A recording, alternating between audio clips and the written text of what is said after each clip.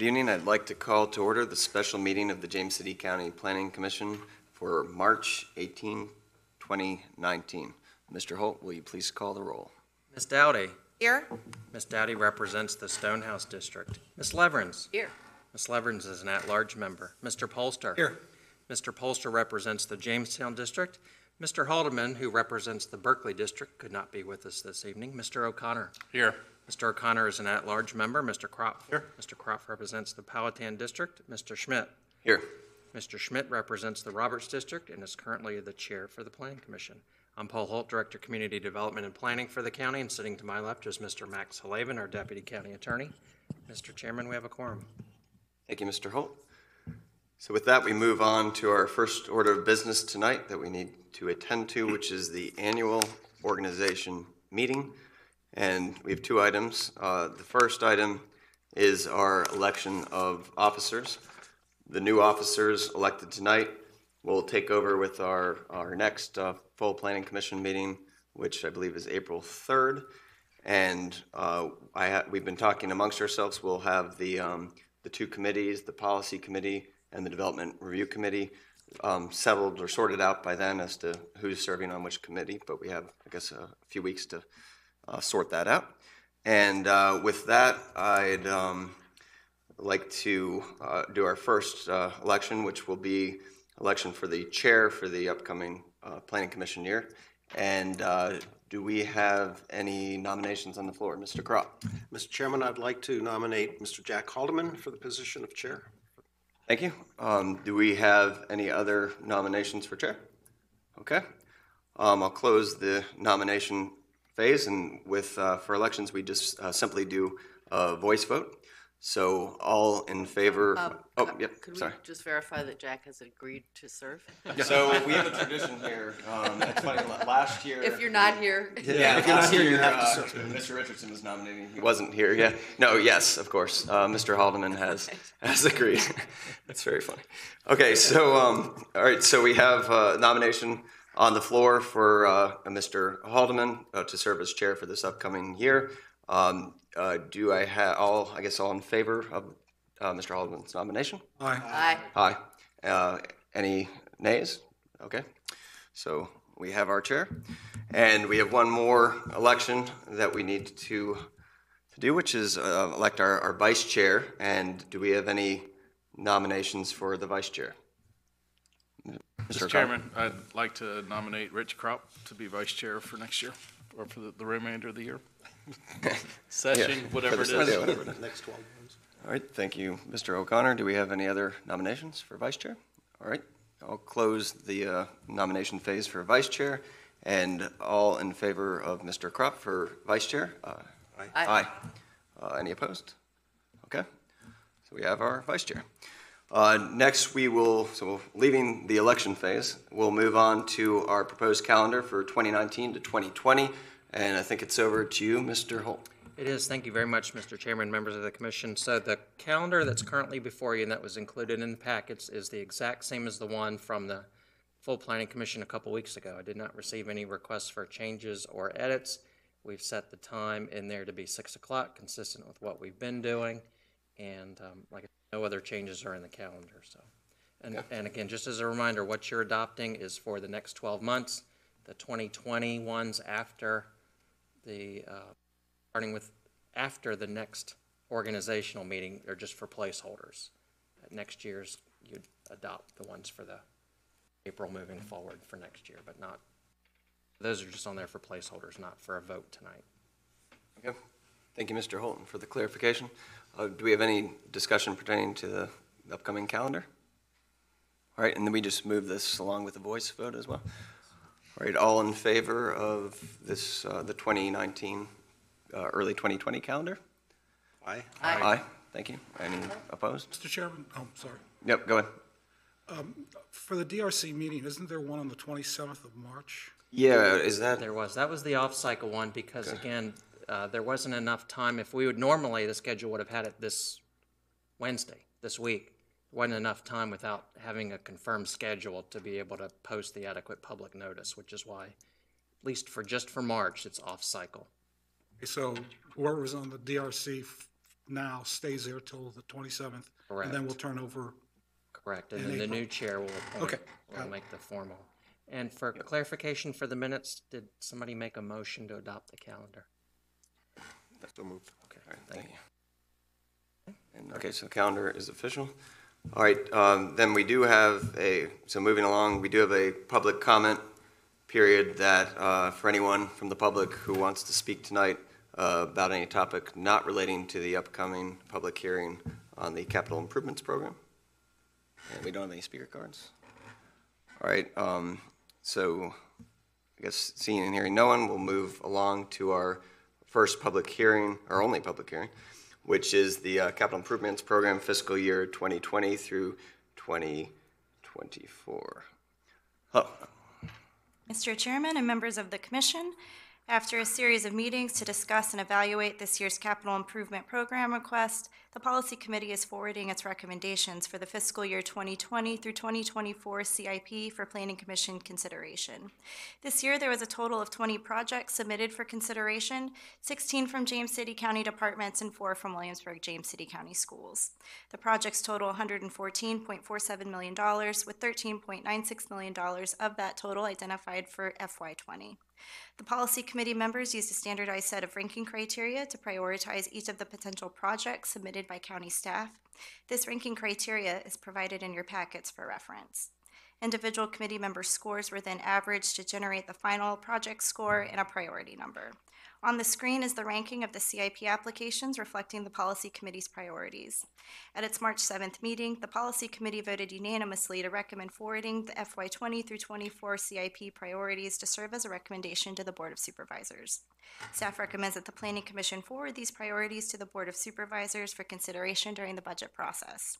Thank you, and at this time I'll be happy to answer any questions you may have, and Mr. Snipes from WJCC Schools is also here.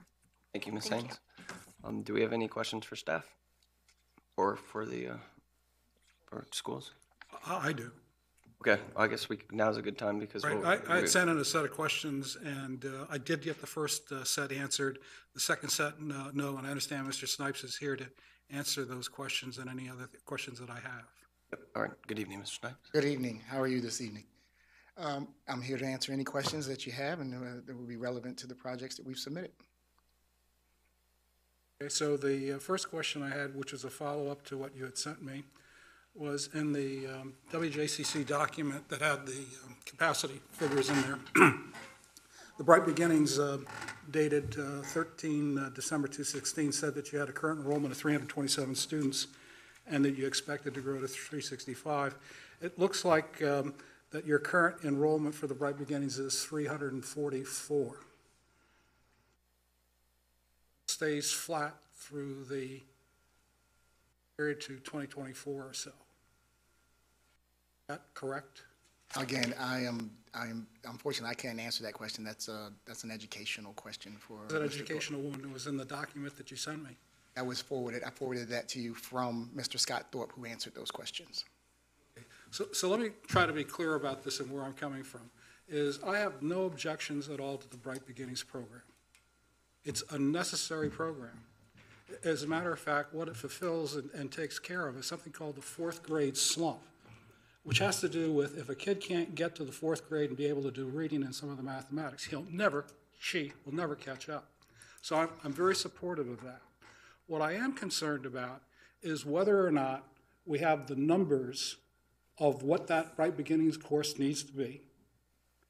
And number two is whether or not we have a plan to be able to accommodate those numbers.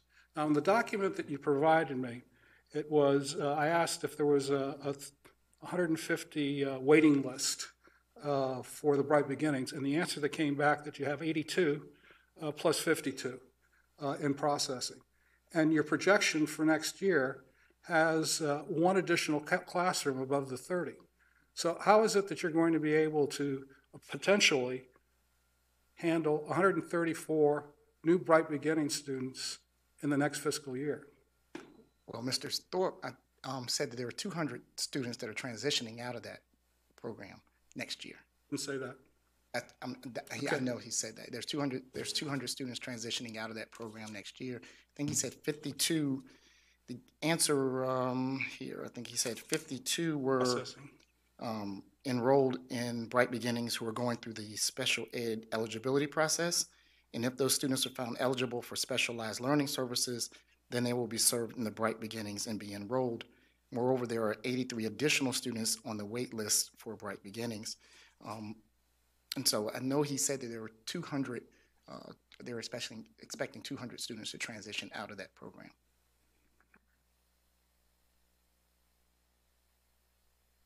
Okay, so I think I've got that, and that helps, and that explains why you only need one additional classroom for the next year. And where's that additional classroom going to be? According to Mr. Thorpe, I believe the additional classroom located for Bright Beginnings will not accommodate all potential and qualifying students for Bright Beginnings.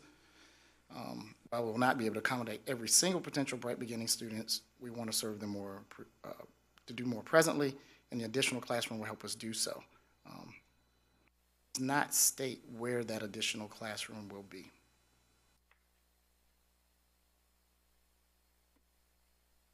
Find out. I sure can. Okay, the next follow-on is I asked why the James River Elementary School with open capacity there, why you didn't have a Bright Beginnings class program there. And the answer that came back was that you had two Project Head Start classes. And so the question is what's the volume or capacity for James River, and how many Head Start students do you expect for next year, and how many do you have this year?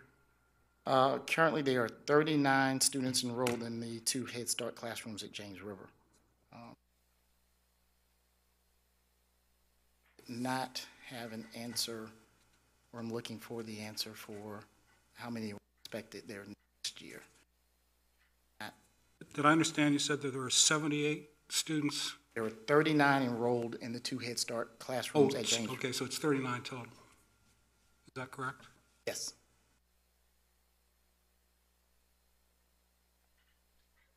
So that just brings you up into the 90% capacity then for that. Is there any other Project Head Start programs within the elementary schools? There are two additional Head Start classrooms at Norge, and they also contain about 39 students. What is the difference between the Head Start and Bright Beginnings program? I would have to get you that answer, ma'am. Okay. I know that the Head Start program houses students ages 3 to 5. And so I believe the Bright Beginnings program is a little younger than that. And for Bright Beginnings, all students require an IEP, or is that not necessarily? When you're looking at Bright Beginnings versus Head Start, or is that not, do you not know the answer? I will have to get you. Okay.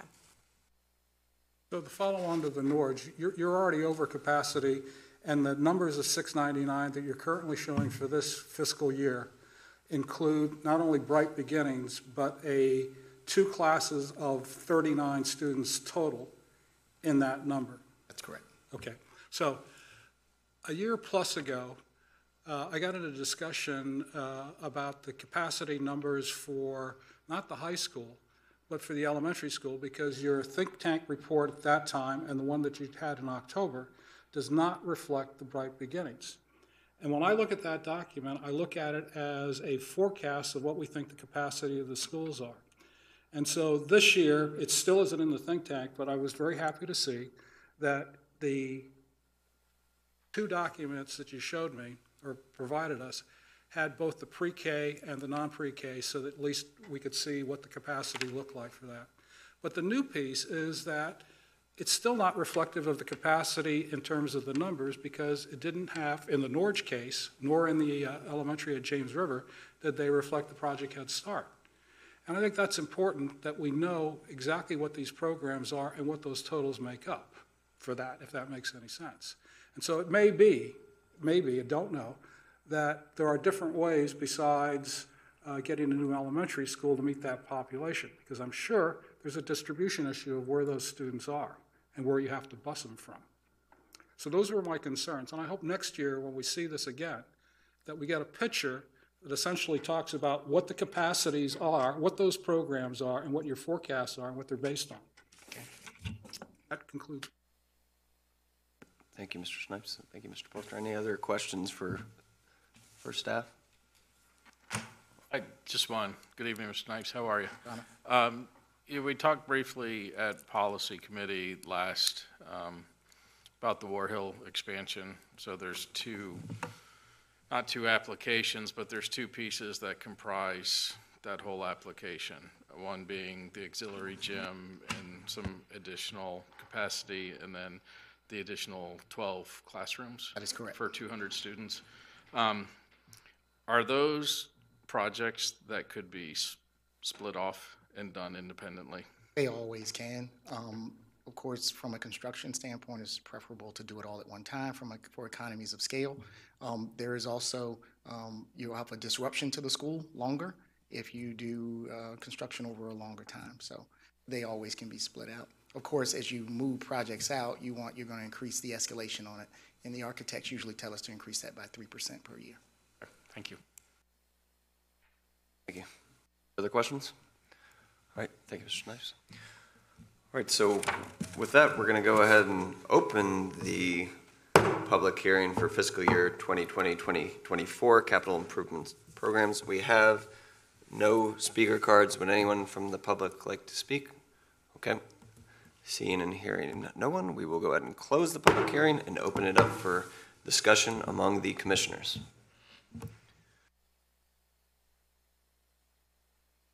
Yeah. Mr. Chairman, I'd like to move that we forward the prioritized list as shown on the slide to the Board of Supervisors for their consideration. All right, thank you, Mr. Kropp. We have a motion in favor of the priority list on the floor for the 2020-2024 capital improvements program. Mr. Holt, I guess we have to do a voice vote. Do a roll call. Roll call, sir. Howdy. Yes. Ms. Leverins. Aye. Mr. Polster. Aye. Mr. O'Connor. Aye. Mr. Kropp. Aye. And Mr. Schmidt. Aye. Thank you. Motion carries. All right, so moving along in our agenda tonight, we have the Planning Commission discussion and requests. Would anyone like to speak? Okay. Oh, all right. I just have one comment that I'd like to make, if you don't mind. I just wanted to thank Mr. Schmidt for stepping in partway through the year and picking up as chair. I think you did a great job, and I appreciate all your efforts. All right. Thank you, Mr. Kropp. Hung in there. All right.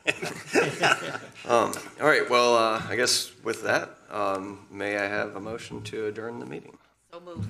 All right, all in favor? Aye. All right, we are closed.